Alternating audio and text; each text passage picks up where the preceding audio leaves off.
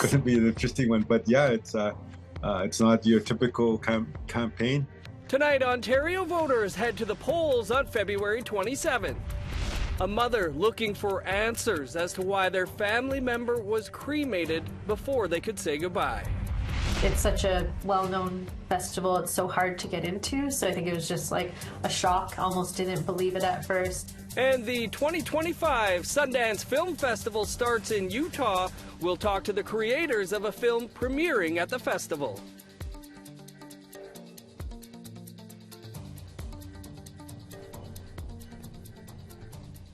Good evening, I'm Dennis Ward. Welcome to APTN National News.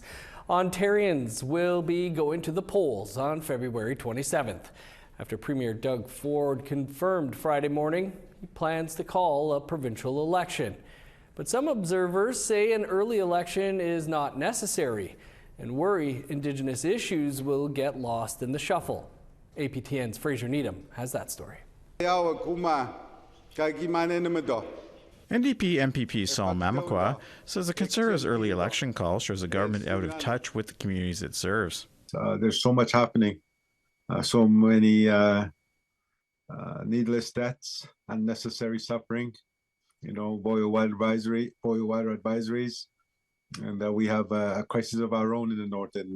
And I think is a provincial election necessary? No. Belton Coburn is a McGill University professor who follows both Indigenous issues and Canadian politics closely. He says Doug Ford's argument that he needs a mandate to fight threatened tariffs from U.S. President Donald Trump holds little water. But he uses the rhetoric that I need a strong mandate. Well, this is international affairs being led at the national level between Canada and the United States. Of course, the premiers, as part of Confederation, want to play a part in it. But he doesn't need a strong mandate. And in fact, in Canadian parliamentary affairs, and we do have the provincial parliament here, we don't have mandates. In recent weeks, the Conservatives have been laser focused on how the proposed Trump tariffs could affect the Ontario economy. Coburn says none of this bodes well for the role Indigenous issues may play in an upcoming campaign. I don't foresee Indigenous issues registering very highly. The Ford Conservatives have not been terribly friendly towards First Nations peoples, especially when upholding their treaty rights. So I think that'll be put aside and not even pop up on the radar during the campaign. For his part, Mamakwa says although a winter election campaign may be unnecessary, he'll be ready to go once it is called. It's winter time. Am I going to be on snowshoes? Am I going to be on skidoos? Am I going to be on, a beaver or a Cessna on skis? It's going to be an interesting one. But yeah, it's not your typical campaign. Fraser Needham, APTN National News, Ottawa. Sounds like we should follow Saul on the campaign trail. To Nova Scotia now, where the Mi'kmaq chiefs turned down an offer from the Department of Fisheries and Oceans. It was to take part in a project that would increase access all fisheries over the next 3 years. Angel Moore reports.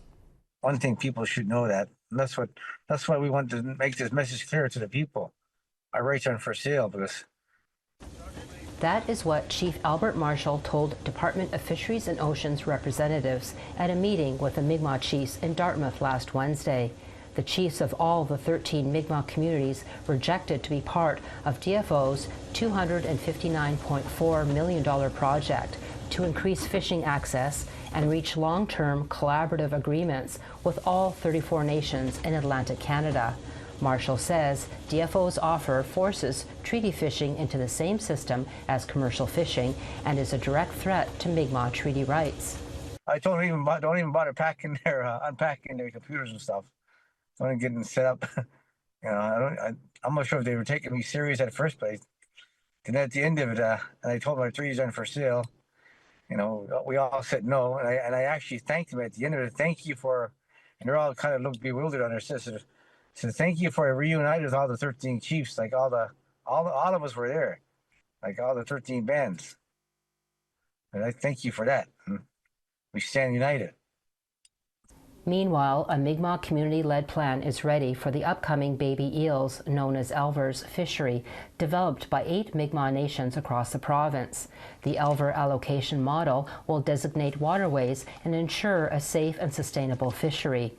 The Mi'kmaq chiefs call on DFO to recognize the community-led model. Marshall says he made it clear to DFO Mi'kmaq rights are not for sale. And we want to be recognized as we're a sovereign nation. We can make our own laws. So I don't know why they don't just listen to us. The Department of Fisheries and Oceans did not respond by airtime. Angel Moore, APTN National News, Jabuktuk, also known as Halifax. A $50 million class action lawsuit has been filed in Alberta, alleging First Nations children sent to the École Notre Dame school in the town of Bonnyville were victims of physical, mental, and sexual abuse. The suit was filed in 2019. A judge in Bonnyville certified the case earlier this week. The lawsuit says the abuse happened in the Catholic school after the day school in Kiwewin Cree Nation shut down in 1964. The governments of Canada and Alberta and the Lakeland Catholic Separate School Division and the Diocese of St. Paul have all been named as defendants. The class action will include students who attended the school in Bonnyville between September 1st, 1966 and June 28th, 1974. 3 people have been charged with first-degree murder after a man was found dead almost a year ago in a Métis settlement located northeast of Edmonton. In April of last year, Lac La Biche RCMP found burned remains in a fire pit in the area of the Kikino Métis settlement located about 180 kilometers northeast of Edmonton.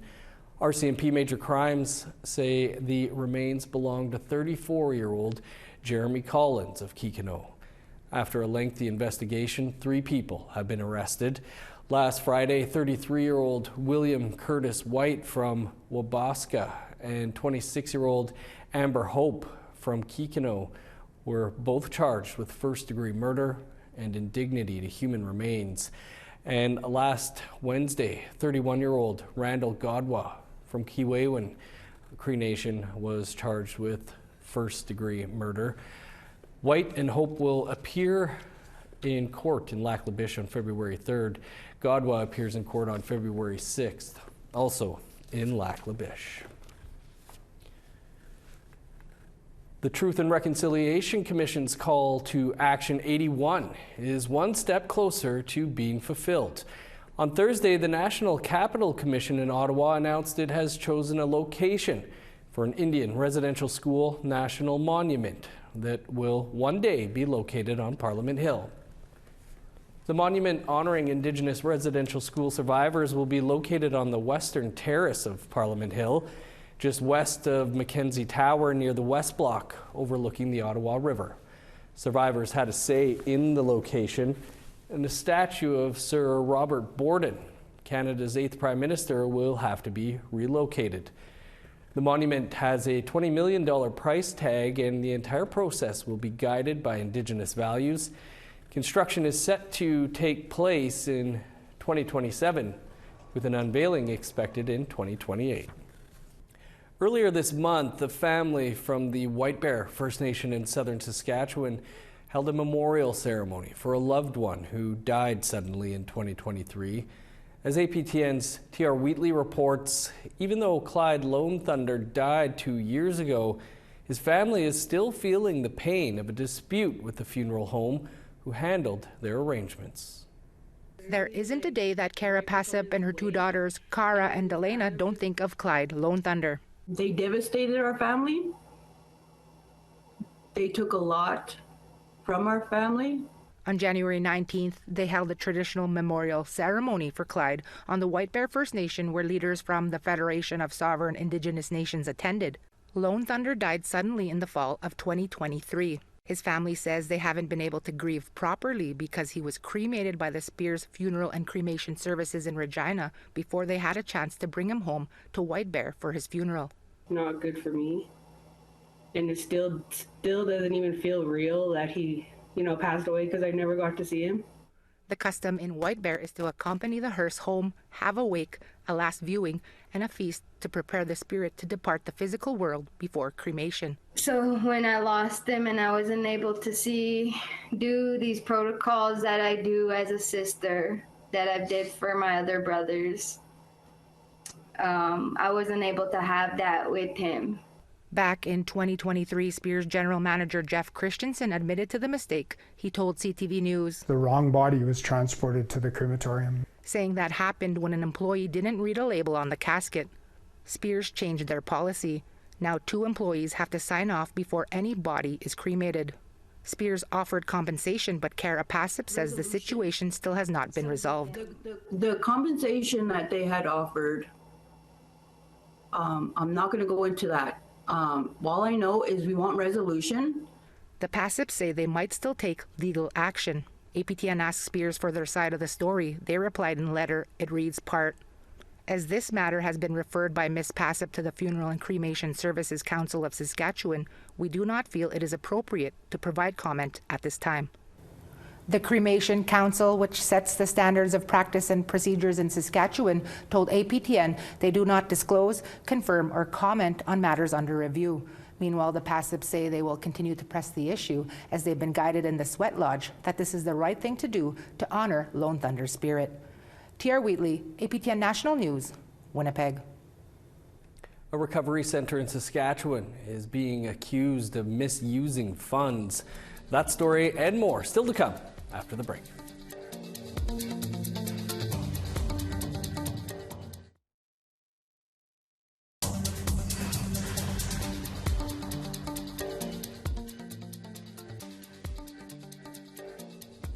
Welcome back. The Saskatchewan NDP and former employees of Willowview Recovery Centre in Lumsden are accusing the facility of misusing funds and denying proper treatment for people struggling with addictions.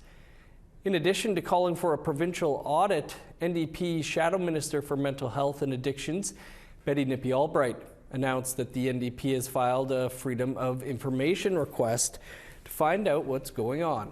The 60-bed Willowview Recovery Centre was set to open in early 2024. But by 2025, it still hasn't accepted inpatients.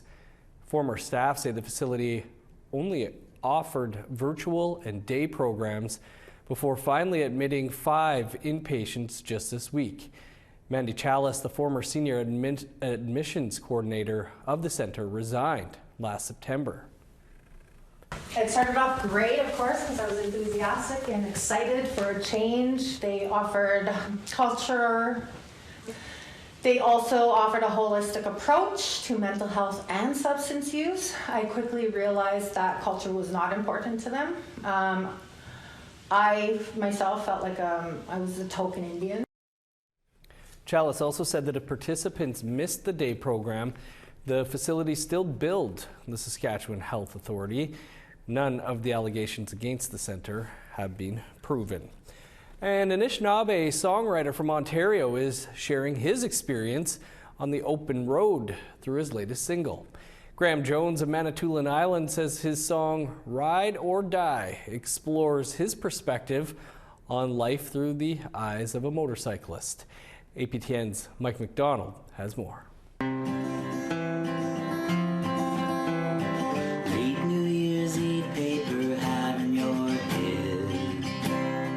For Graham Jones, his connection to music began after seeing a master songwriter live on stage. After seeing Bob Dylan perform live in London, Ontario, many, many years ago, got inspired, picked up a guitar, started learning some chords, and started writing songs shortly thereafter. So that's sort of how I got into things in general.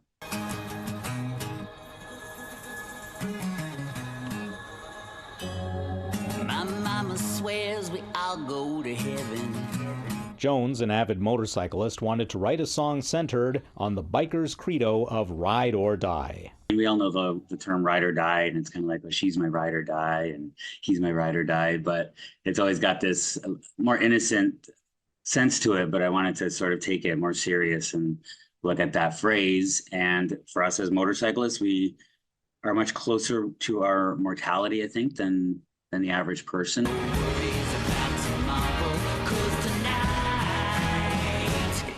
ride or die. Jones says the song, which he wrote during a trip to Mexico a couple of years ago, is essentially about risk and reward.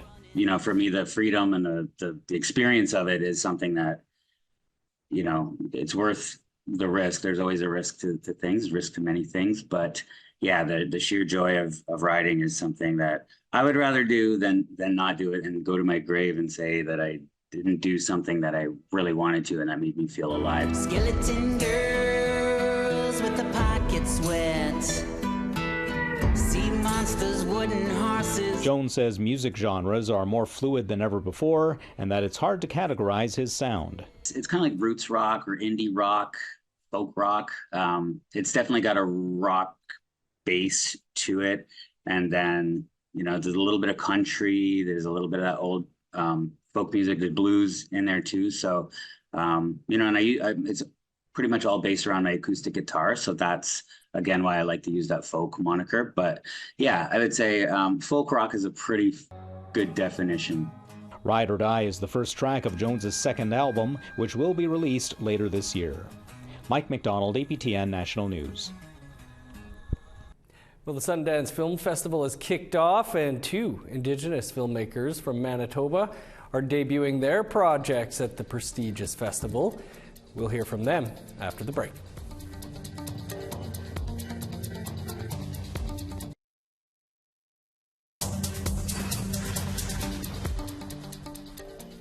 Welcome back. Time now to take a look at our photo of the day.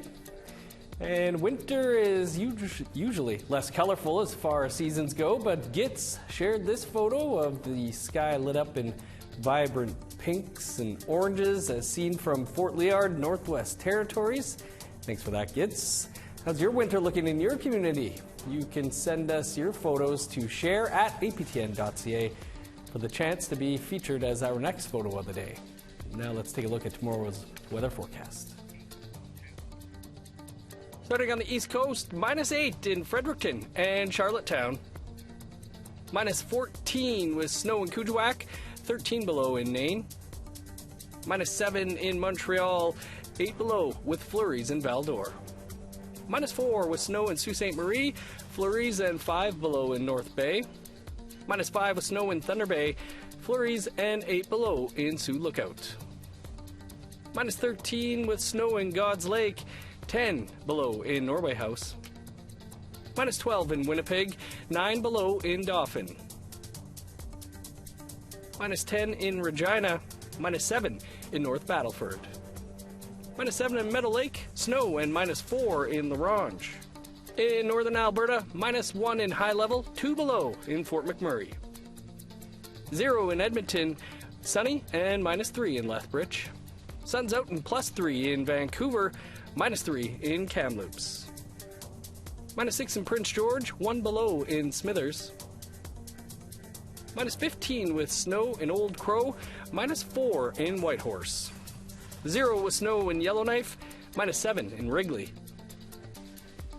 -13 with flurries in Sax Harbor, snow, and -3 in Paulatuck. 30 below in Chesterfield, -29 in Cambridge Bay. -31 in Resolute and Joe Haven.